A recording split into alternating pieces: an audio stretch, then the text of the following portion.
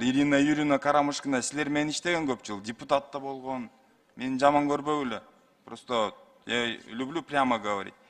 Вот ал айтып атат да, после всех посещений аппарата омбудсмена, Национального центра против пыток, спецпрокуратуры, начальник, который сидит в женском отделении, перевел меня в худшие условия, камеру номер 259. Да? Анан кийин мен просто айтат элем сизгечи, Темирлан Султанбеков менен сиз көп эметпей эле койгулачы, эрегишпей эле койгулачы. Вы же мудрый человек. Может, надо прекратить эти распри? Атамбаев Сейит Алмазбекович, Карамушкина боюнча айтып атасыз. Карамушкина якобы ухудшили содержание, да? Сим боюнча. И это все вранье. Вранье. Вы пошли, вы сами смотрели это? Не смотрели. Вам просто позвонили и сказали, и вы об этом говорите с трибуны. Карамушкина, Султанбеков нам не враг.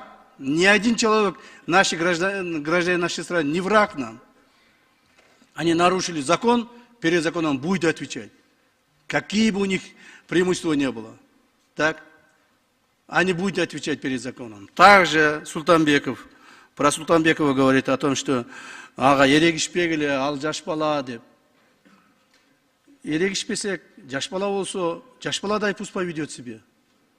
Он хочет управлять государством.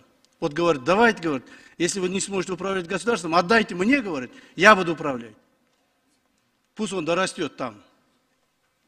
Хорошо? До управления государством. А пока пусть ответит перед законом.